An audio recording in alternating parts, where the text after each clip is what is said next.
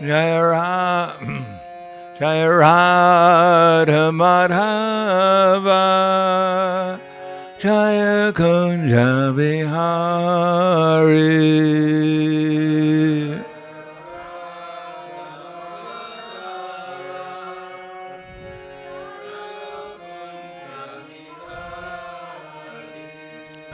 Jaya Radha Madhava Jaya Kunja Bihari.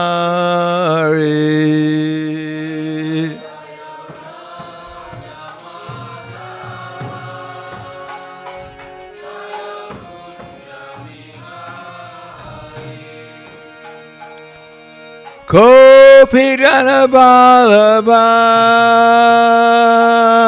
Grivardhari Jaya Grivardhari.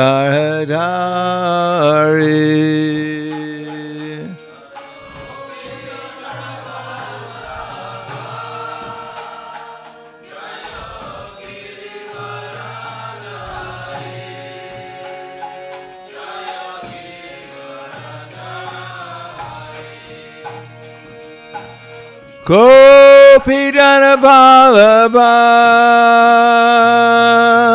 Grivardhari Jaya Grivardhari.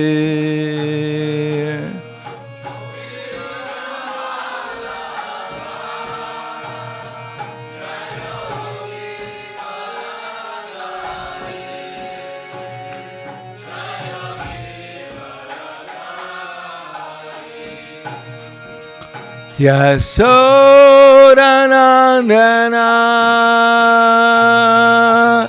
Raja Janaranjana Jaya Raja Janaranjana.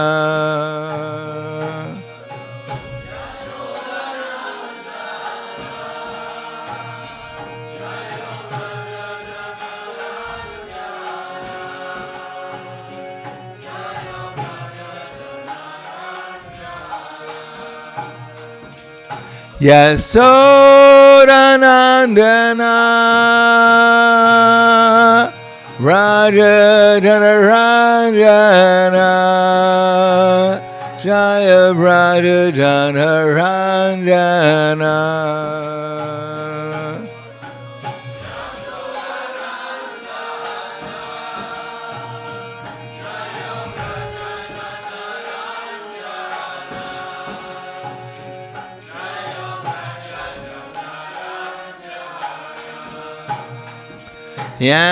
Yamuna Tiravarachari Jaya Kunja Bihari.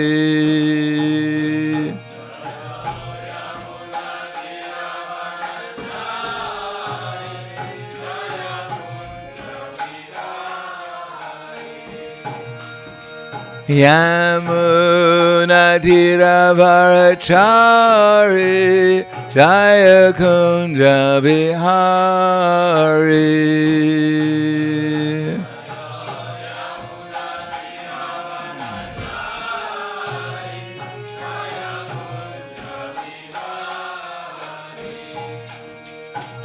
Radha Madhava Jaya Kunja Bihari.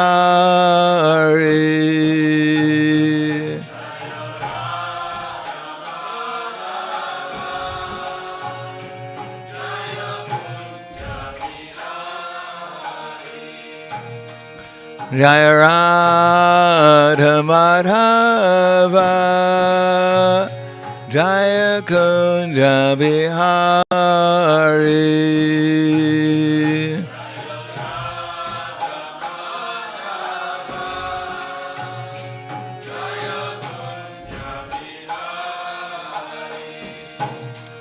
Jaya Radha Madhava Jaya Kunja Bihari.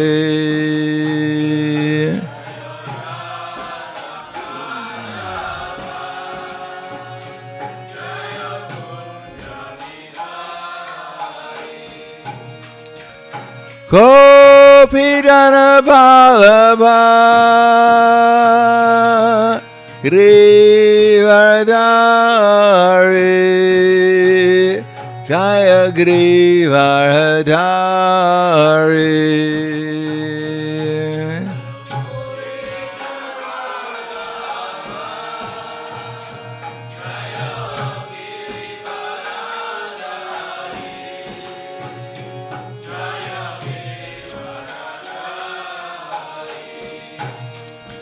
Gopidana Balabha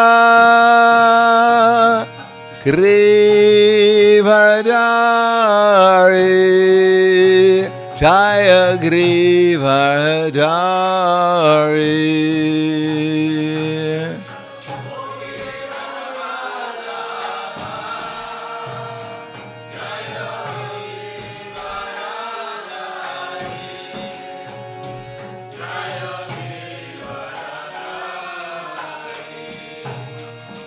Yasodanandana Raja Janaranjana Jaya Raja Janaranjana.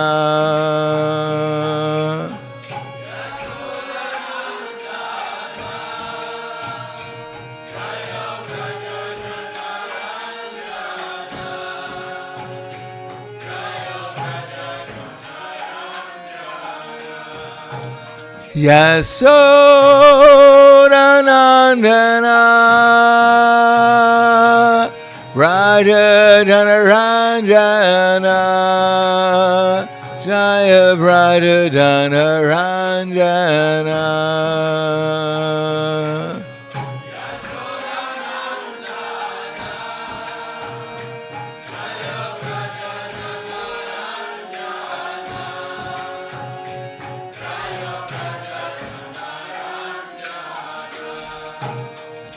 Yamunatiravarachari Jaya Kunja Bihari.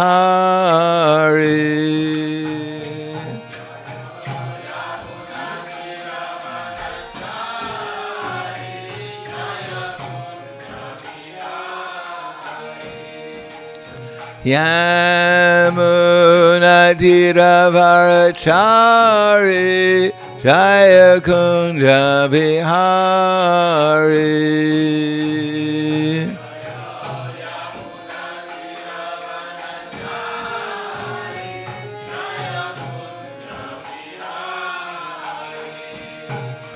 Radha Madhava Jaya Kunja Bihari.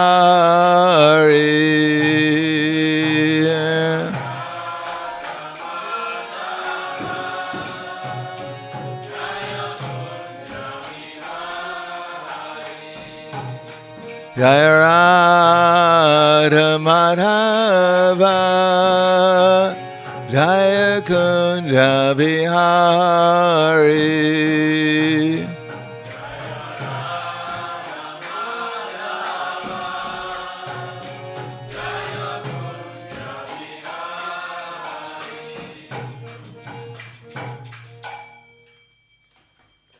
Jayam Vishnupad Paramahansa Brahmadakacharya Asadhara Sadushi Shriman His Divine Grace Shalasi Bhaktivedanta Swami Raj Srila Prabhupada Ki Jai Gaur Premanande Hariva Slava Savrani Bhakta Slava Shri Guru Shri Grangi Namo Vishnu Padaya Krishna Prasthaya Bhutaya Srimate Bhaktivedanta Swami Tenamane Namaste Saraswati Deve Gauravani Pacharane Nirvishesha Shunyavadi Paskyatyade Siddharne. Om Magyana Timarandasya Kananjana Salakaya Chaksur Umilitam Yena Tasmai Shri Guruve Namaha Shri Chaitanya Manobishtam Stapitam Yena Bhutale Swayam Rupa Kadamaya Tadati Swapadantikam Vandeham Shigaro Shiyuta Parakamalam Shigaram Vaishnavam Cha Shirupam Sagrajatam Sahagana Raghunatam Vitam Tam Sajivam Sadvaitam Savadutam Pradana Saitam Krishna Chaitanya Devam Shri Radha Krishna Padan Sahagana Lalita Shiva Sakans Vitams Cha Hey Krishna Karna Sindhu Dinabando Jagatpate Gopesha Gopika Kanta Radha Kanta Namostute Tapta Kanchana Gaurangi Radhe Vrindavaneshwari Prishubhanu Sudadevi Pranamami Hari Priye Vancha Kalpa Tribhyascha Kripa Sindhubhyevacha Patidanam Bhavanevyo Vaishnavevyo Namo Namaha Shri Krishna Chaitanya Pranityananda Shri Advaita Gadadhar Shivasati Gaur Bhakta Vrinda Hare Krishna Krishna Krishna Hare Hare Hare Rama Rama Rama Hare Hare Om Namo Bhagavate Vasudevaya Om Namo Bhagavate Vasudevaya Om Namo Bhagavate Vasudevaya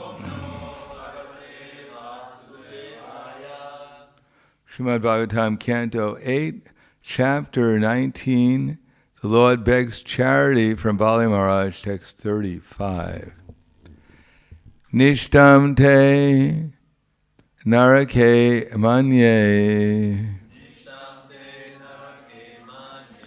hiya pradatu pratishrutam pratishrutasya yo nisha pratipada itum bhavan nishtam te narake manye yaparatu pratishrutam pratishrutasya yo nisha pratipada itum bhavan.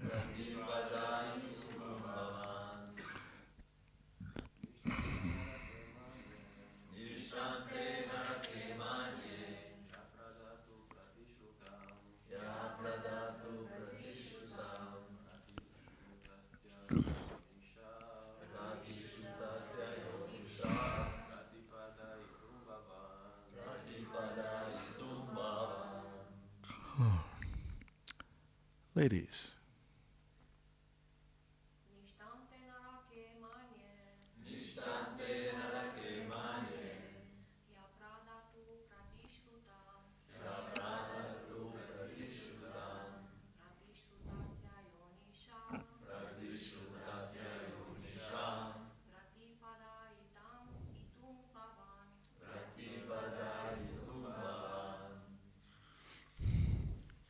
I'm just going to read the translation because there's no purport.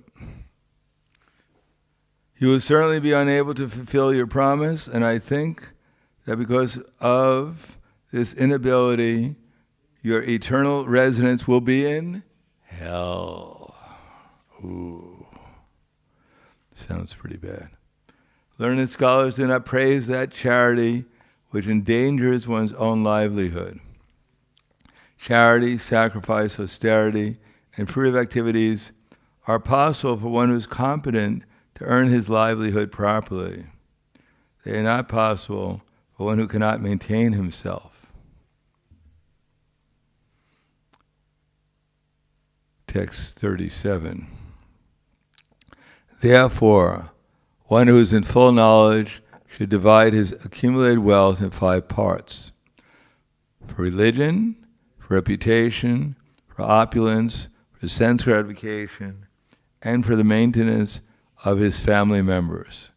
Such a person is happy in this world and in the next. So for those who are materialists, you can quote from Srimad Bhagavatam and use Sukracharya as your authority for why how you should enjoy in this material world. It says in the bottom, I'm just following the Bhagavatam, that's what they told me to do. I am strict followers of the Bhagavatam, especially Shukracharya. He's my acharya. He's an acharya after all. Acharya. Mahajano yena sapasada panta. Purport. The Shastras enjoin that if one has money, one should divide all that he has accumulated into 5 divisions. 1 part for religion, 1 part for reputation, 1 part for opulence, and 1 part for sense gratification, and 1 part to maintain the members of his family. At the present, however, because people are bereft of all knowledge, they spend all their money for the satisfaction of their family. Sri Rupa Goswami taught us by his own example by using 50% of his accumulated wealth for Krishna, 25% of his own self for his own self, and 25% for the members of his family. One's main purpose should be to advance in Krishna consciousness. This will include dharma, artha, and kama. However, because one's family members expect some profit, one should also satisfy them by giving them a portion of one's accumulated wealth. This is a shastric injunction. Namo Vishnu Vidaya Krishna Prasthaya Bhutaya Srimate Bhaktivedanta Swami Namane Namaste Saraswatunde Ve Gauravani Vicharane Nirvishesha Srinivadi Paskadyade Satarane.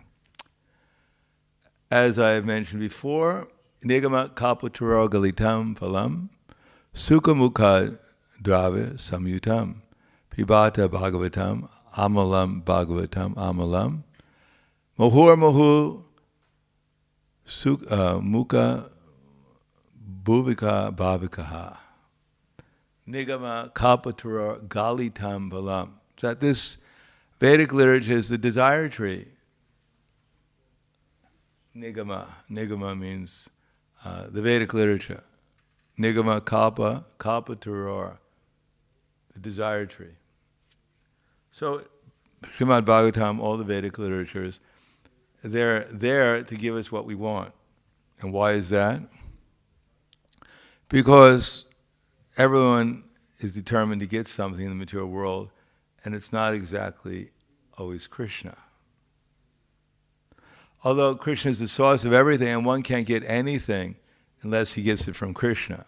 I mean, there's no possibility of getting anything unless Krishna agrees.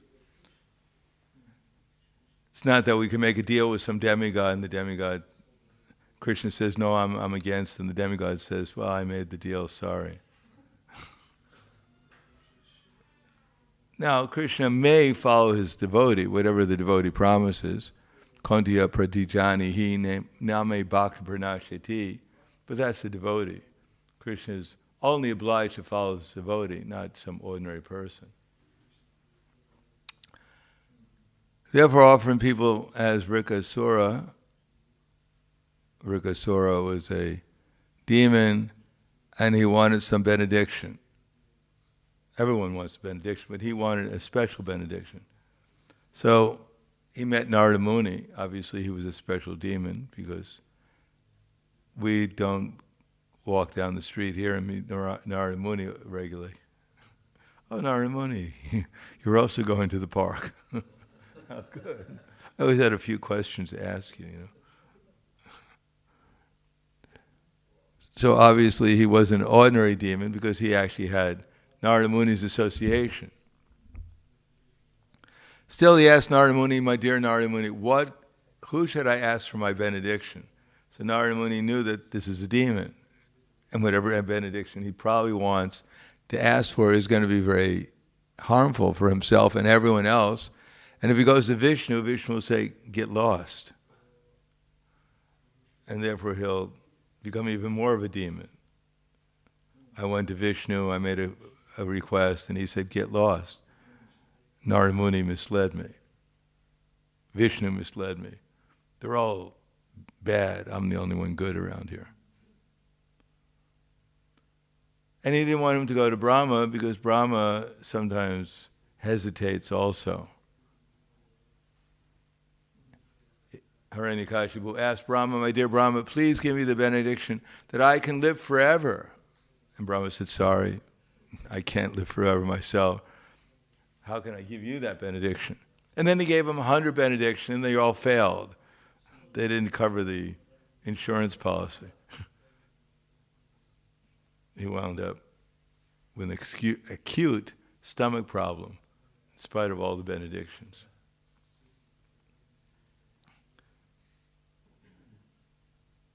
So he said, why don't you ask Lord Shiva? Lord Shiva is Ashutosh. He gives very easily whatever people ask for, because he wants to get rid of them.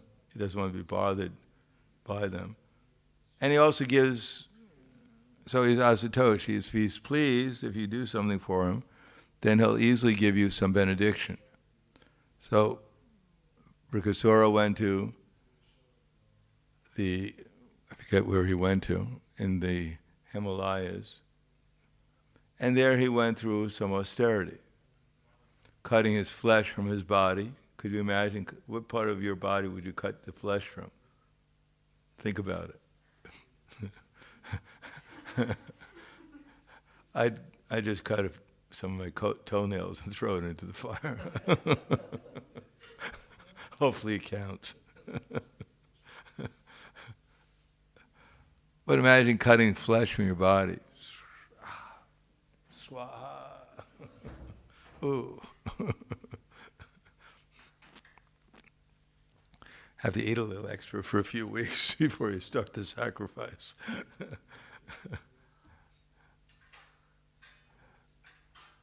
And he did that, and then he was going to cut his own head off, and throw it into the fire. Swaha. But Lord Shiva appeared from the fire and stopped him from such a suicidal act, and then cured his wounds, and then he gave him a benediction, and Vrikasura said, whose ever head I touch immediately will crack into thousands of pieces. And the first person he wanted to experiment was with Lord Shiva. Let me touch your head, see if it works, then I can steal your wife Parvati. Lord Shiva fled, Vrikasura chased after him, and ultimately Lord Vishnu, in the form of a brahmachari, solved the problem and had Vrikasura touch his own head, which broke into 1,000 pieces. So everyone is looking for some kind of benediction, and Vishnu, he doesn't give benedictions so easily, but others may give benedictions much more easily, but without Vishnu's sanction, that no one gets anything. But if you ask Vishnu directly, he may not give someone what they want. And if you ask Vishnu's devotee, it's more likely you'll get it, but it probably won't be very helpful in the long run. And here the perspective given in this particular verse in the Vedic literature, Nigama Kalpatarara Galitam Palam, is the position of a person in the material world who wants to be happy in the material world and wants some guidance how to do it. So Krishna is not opposed to that. He doesn't say, well, you don't want my kingdom, you don't want me, forget it. Well, you suffer here forever. You want some benediction? I benedict that you'll go to hell.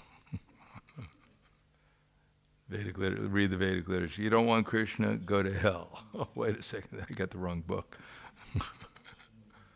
No, the Vedic literature wants to encourage us to follow its instructions wherever we are, to make at least a little bit of step upwards. And that way, if we get a little step upwards following the Vedic literature, then we develop some faith in the Vedic literature. And it's the development of faith that is necessary to ultimately come to Krishna consciousness. Krishna consciousness is the development of faith ultimately in Krishna and in Krishna's words.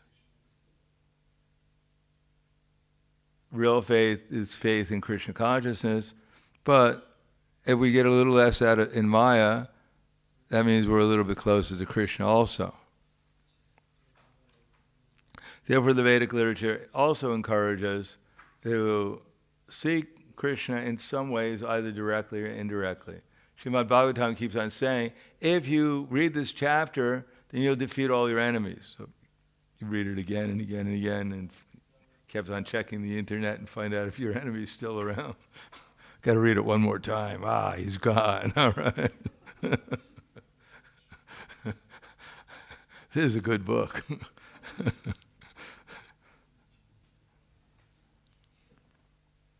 Oh, you'll become rich or famous. You'll get a kingdom. Keep on reading it. Well, I'm out of a job. I got to get something, you know. This is the 15th time I read it. Where's my kingdom? Something's not working. I got the wrong chapter.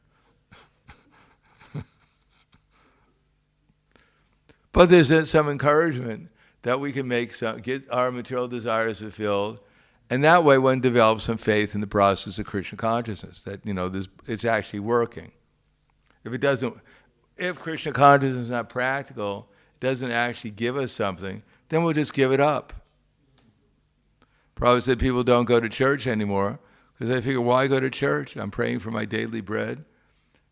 I can just go to the bank and get a loan, and I can get so much bread. So instead of going to church, my dear Lord, please give me my daily bread. They go to the bank and say, oh, my dear manager of the bank, please give me a loan.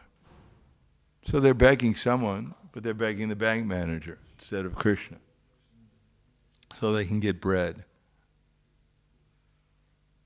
And if the bank manager gives the loan to get bread, then they think, well, the manager's better than Krishna. Why should I go to church? I can just go to the bank, and they can give me another credit card, and I can get more bread.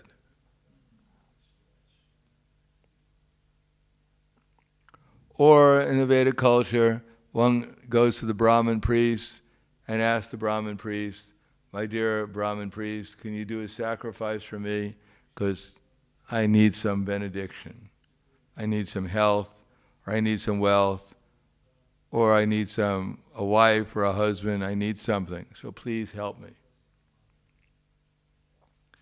And the Brahmin priest does some sacrifice. And because the Brahmin priests were actually trained so that their words actually had some effect. It wasn't just, our sacrifice, swaha. And at the end of the sacrifice, all we have is burnt grains. Nothing else has happened. And we take it outside so the pigeons can get the results of the sacrifice. Of course, the actual sacrifice is the chanting of the mantras. It's not useless. But because we're chanting the Shingadeva's mantra or Krishna's mantra over and over again, that's the real effect, is chanting the mantra. Throwing the grains into the sacrifice is a symbol, trying to get us to get into the mood of surrender. At least the grains on our plate. These grains, I don't know, I'm hungry. I don't know if I can throw them in today. I think I'll take them outside and eat them. No, they're usually uncooked just so we don't eat them. We don't get the wrong idea. Cook these things, get some bread. I'm hungry. No, we throw them in, and that's the extent of our detachment. Hare Krišna, at least I can give you some uncooked grains. I'm pretty generous today. Or Agni. But the idea is that if they perform the sacrifice, the Brahmin priests, and they actually learn how to chant the mantras. Like, for instance, when the Prithu Maharaj was doing the sacrifice, Ashwamedha sacrifice, to become the ruler of the universe, practically, at least the Bhumandala, the earth planet. Then Indra became jealous and tried to stop the sacrifice. And the horse for the Ashwamedha sacrifice, he kept on stealing. So finally, at the end of a long time, Prithu Maharaj became angry at Indra, decided let Indra be the offering to the sacrifice. Let Indra, throw Indra into the sacrifice and let him get burnt up. And the Brahmin priest was so powerful that by chanting certain mantras, actually Indra started to fall into the sacrifice before Vishnu came and stopped it. It's hard to get a good Indra in the universe. So good help is hard to get nowadays. So Vishnu didn't want Indra to get thrown into the sacrifice. Then he would have had to look around for another Indra, which is hard, difficult. But that's how powerful the priests were. That by their chanting a mantra, even the ruler of the universe, Indra, could be thrown into the sacrifice. Therefore, even the demigods had to respect the Brahmins. Otherwise, even they could get cursed. Indra was cursed by Gautama Muni, and therefore now at least he has eyes all over his body. So imagine if when Indra gets older and his eyes start failing him, I guess he'll get a lot of contact lenses or something. Otherwise, how is he going to put on all those glasses? So he got cursed by a Brahmin, Gautama, and he had to suffer the results of it. Therefore, the Brahmin priests were quite powerful, and their benedictions, their sacrifices, their chanting of mantras actually resulted in a result. They actually got the benediction they were looking for. And then when people saw that, then they developed faith in the Brahmin priests, they developed faith in the Vedic literature, they developed faith in some other power other than some material, what they were perceiving with their materialistic vision. There were some other forces in control of the universe than what they could directly perceive.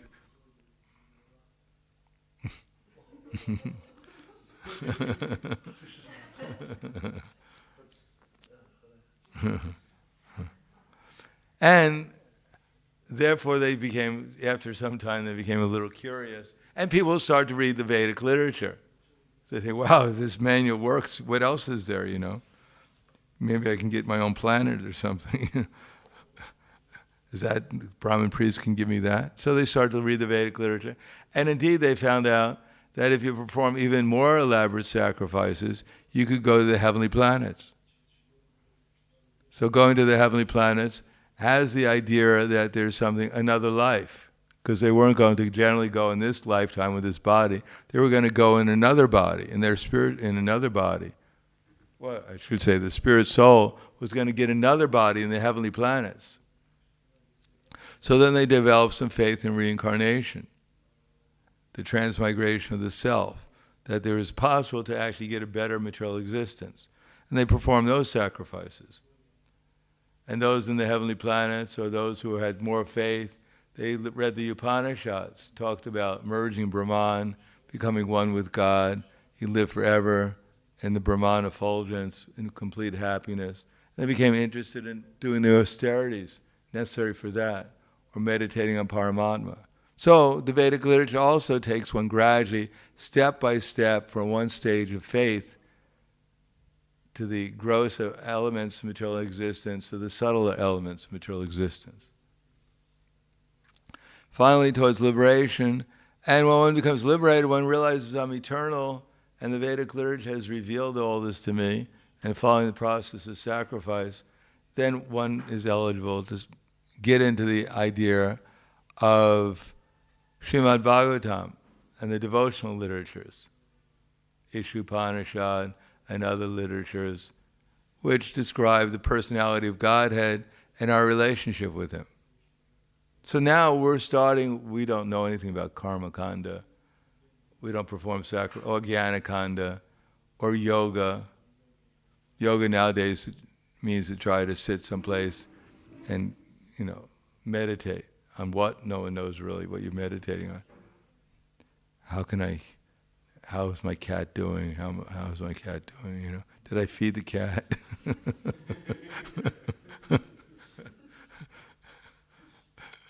Maybe I should go home, but I'm meditating.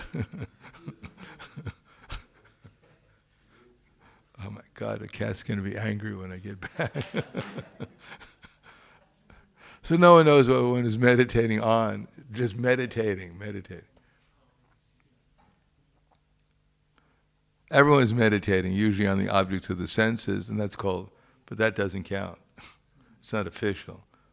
But when you sit in a certain posture, put your fingers together, no matter what you're doing, you're meditating on something. But ultimately, when one has faith that the objective of life is to go back to the spiritual world, to become conscious of Krishna, then one's desires change. But as long as one is in the material world, seeking after material happiness, then the Vedic literatures can help one, even better than any kind of materialistic philosophy or science, whatever.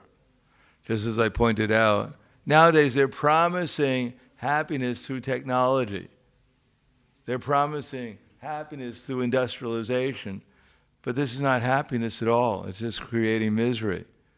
Contaminated air, contaminated water, contaminated food, contaminated ether. Everything is contaminated. Everything is disturbing.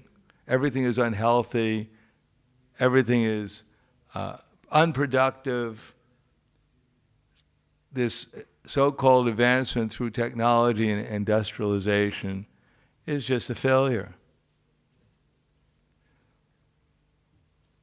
On the other hand, the Vedic literature doesn't tell you that if you chant Hare Krishna, then you'll get a new computer. I kept on chanting. I came into my room, and wow, an actual Apple computer, my God. Maybe I go back, what else can I get? No, these things can be utilized in Krishna service, but that's not the result of Krishna consciousness, nor is the computer going to be utilized to advance industrialization and technology. It's going to be utilized to help us chant Hare Krishna and become conscious of Krishna.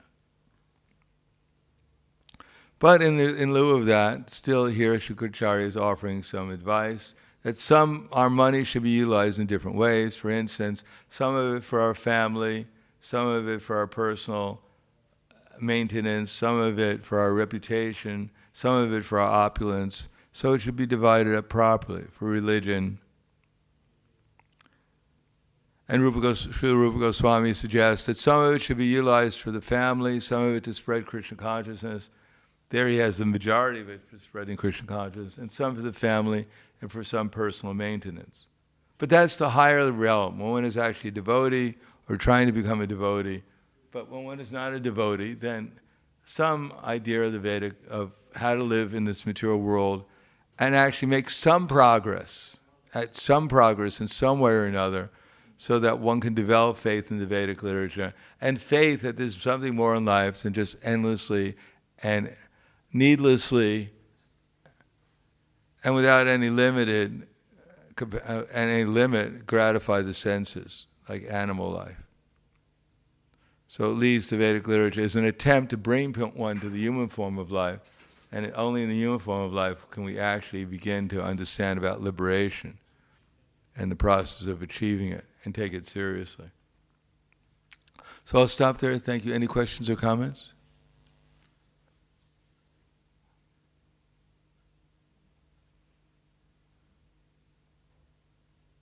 Yes. There was a question by Bhakta Domen yesterday, which was quite interesting. Let me find it.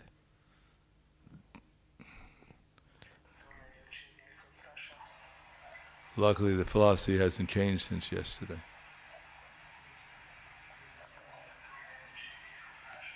Any other questions?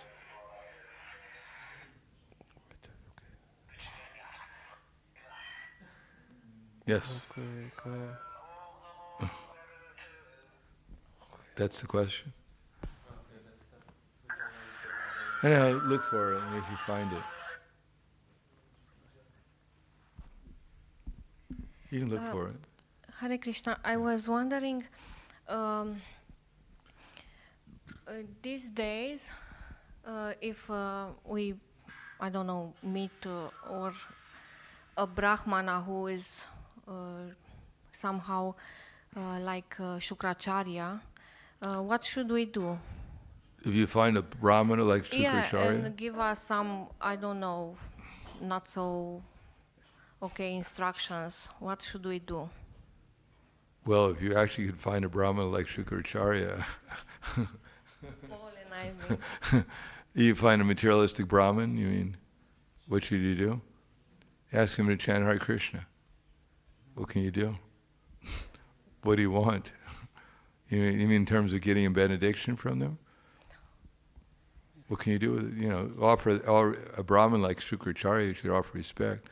But, you know, unless they're a devotee, then I would avoid their association. Unless they're, I mean, a devotee. Shukracharya is actually kind of a devotee also. But I wouldn't take any, if you're supposed to give something, do some service for Krishna, and such a Brahmana says, don't do the service of Krishna, I think you should run away from him. Okay. Thank you. Can you translate?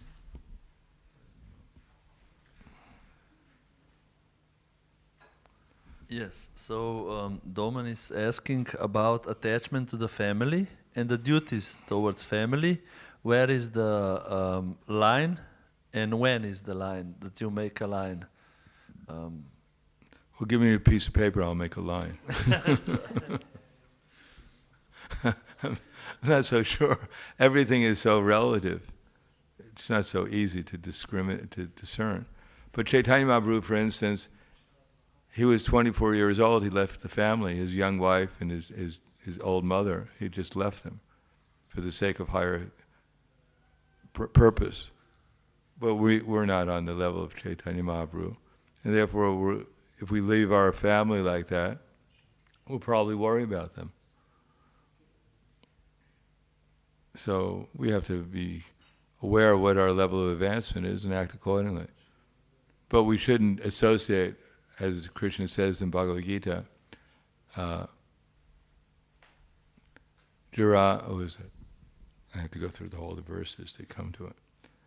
Amadidvam adamidvam hingsa shanti arjavam acharya pasanam socham styriam atma vinigraha indriyarte shuvragaragyam anahankara evacha janma mrityu dukkha dosha nudarshanam asaktir anabhishvanga putra dara grihadishu. Detachment from wife, children, home, and the rest. So detachment from them doesn't mean that we're neglectful of them or that we have no affection for them. That's natural in the material world. But if it becomes unfavorable, that relationship, then it should be given up. But we should realize, Prabhupada says in the Bhagavad Gita, that in this material world there's no absolute happiness, nor is there any absolute distress. But still, if our relation with the family is the cause of our downfall, that's not, we should not associate with a family which is going to cause our destruction. That won't help them and it won't help us either. In fact, our advancement actually determines something about our family's future. If we advance in Krishna consciousness, then our family will be helped. And if we fall down, then neither they can help us nor we can help them. Prahlad Maharaj asked for a benediction for his father, Hiranyakashipu, who was the biggest demon. But still, by being the father of Prahlad Maharaj, he was liberated. In 20 generations, it depends how, 8 generations or 20 generations of Prahlad Maharaj's family, before and after became liberated, or will become liberated, by Prahlad Maharaj's association in the family as a great devotee.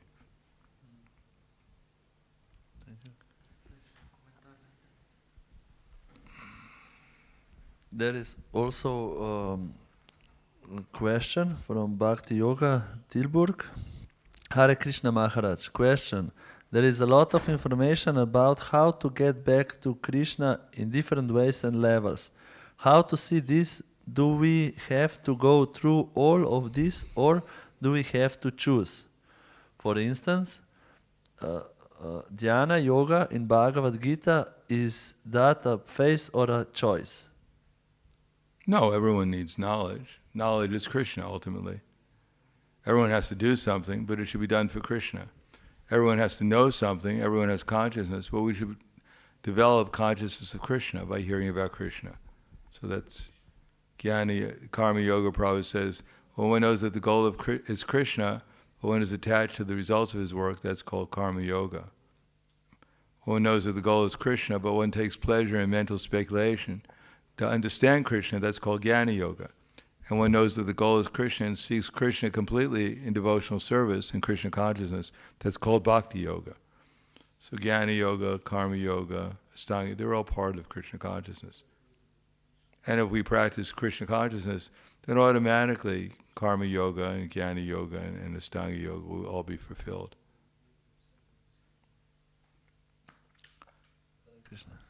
Kuala Grantaraj Srimad Bhagavatam Ki Jai, Srila Prabhupada Ki Jai, Gaur Premanande.